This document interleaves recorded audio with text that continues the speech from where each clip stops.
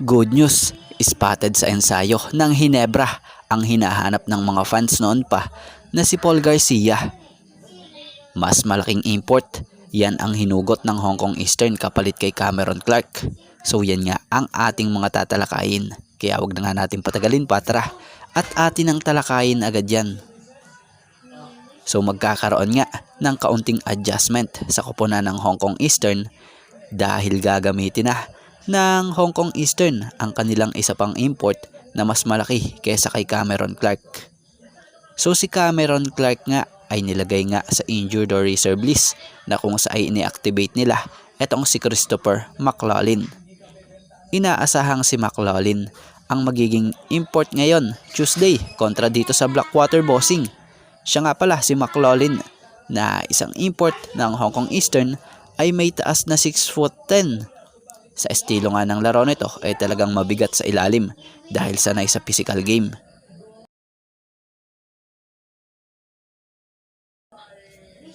Paul Garcia.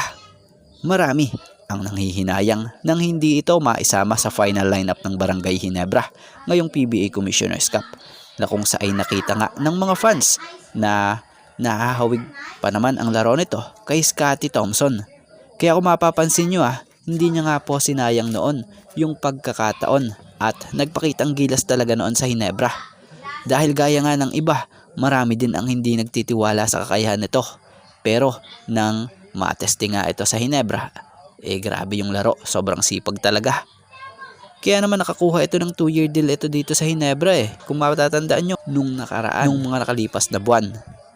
So sa mga hindi nakakaalam kahit na wala na sa final lineup ng Hinebra itong si Paul Garcia, ay siya nga po ay nananatiling kasama sa Hinebra. Dahil inuulit natin 2-year deal nga po ang pinirmahan nito rito. At siguro sa ngayon hindi pa ito yung time niya para ma-line up siya. Dahil may mga senior pa nga po na kailangan tapusin din yung kontrata na nasa final lineup bago siguro siya i-activate.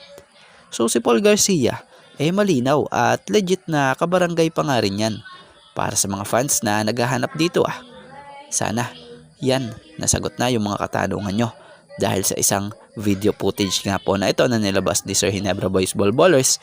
Kung mapapansin nyo, etong hinahanap nyong si Paul Garcia ito nag-ensayo sa Barangay Hinebra.